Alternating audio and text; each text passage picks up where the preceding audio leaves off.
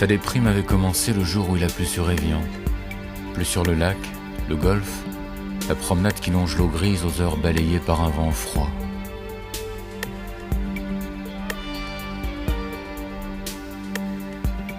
Il avait décidé d'aller là, presque par hasard, parce que de temps en temps les endroits se rencontrent, les yeux se croisent, les mains se posent, la vie qui vous jouait les tours.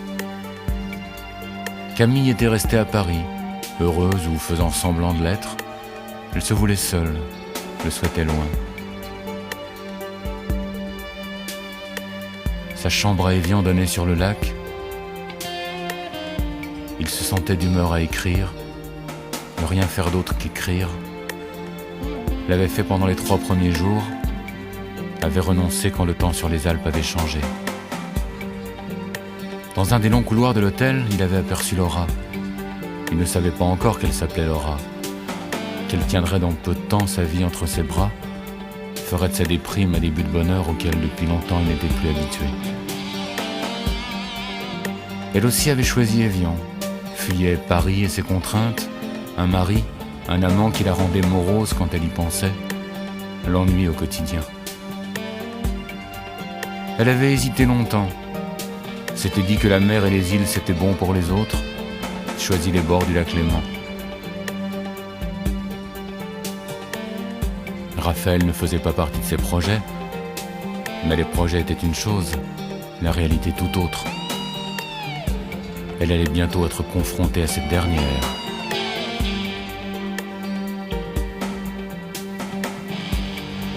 Il avait eu envie de lui parler parce qu'elle lisait Belle du Seigneur, que c'était un de ses livres préférés, que cette femme seule assise dans un des fauteuils du salon avait une beauté, un charme, des gestes lents, des mains longues sans bijoux, des yeux à vous donner l'envie de vous perdre à jamais dans leur couleur profonde, bleu indéfinissable qui sûrement changeait à la lumière.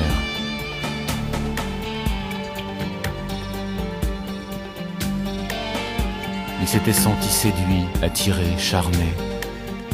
Avait oublié Camille qui faisait tout pour qu'il l'oublie. Laura ne faisait rien pour plaire, et moins elle en faisait, plus le monde autour d'elle chavirait. Elle appartenait à un autre univers, semblait être tombée d'une planète inconnue. Éclairait de sa lumière les murs un peu passés de l'hôtel où tous les deux n'avaient pas choisi de se rencontrer. Elle l'avait trouvé étrange, comme déplacé dans cet endroit désuet. N'avait pas hésité à répondre quand il lui avait adressé la parole. S'était dit qu'après tout, c'était peut-être les lieux qui vous choisissent, le destin qui pointait de temps en temps son doigt pour dire « Regardez-vous, laissez-vous aller, ne faites rien pour ne pas courir l'un vers l'autre si vous sentez que l'inéluctable est en marche. »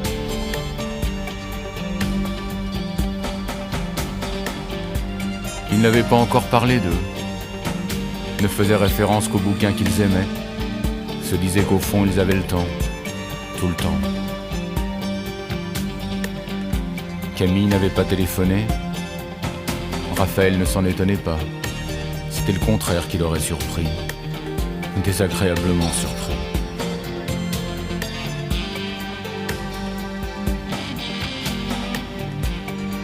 Laura sentait qu'elle devenait une autre, réceptive, capable à nouveau de ne pas réfléchir, ne pas se poser de questions, profitait de l'instant pour l'instant, réalisait qu'elle avait depuis peu, imperceptiblement puis de façon beaucoup plus franche, enfoui ses mauvais souvenirs dans une mémoire sans fond.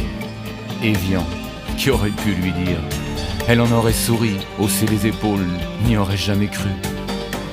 Pourtant, Raphaël était là, à côté d'elle, ne la quittait plus depuis des heures, des jours, lui donnait toutes les raisons de ne pas retourner à Paris.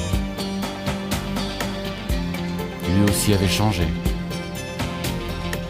Jetait sur la vie des yeux différents, réalisait que sa déprime fichait le camp, et pourtant le mauvais temps était là, implacable.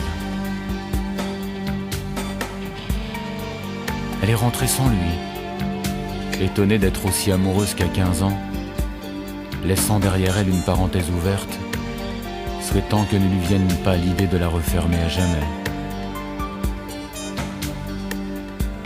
Il avait promis de l'appeler, le ferait sûrement. Impossible de préciser pourquoi, mais elle était sûre qu'il tiendrait parole. c'est l'hiver depuis peu. La promenade est déserte. De temps en temps, un homme passe, s'assoit sur un banc mouillé, a le visage qui s'illumine en pensant que sa déprime avait commencé le jour où il a plu sur Évian.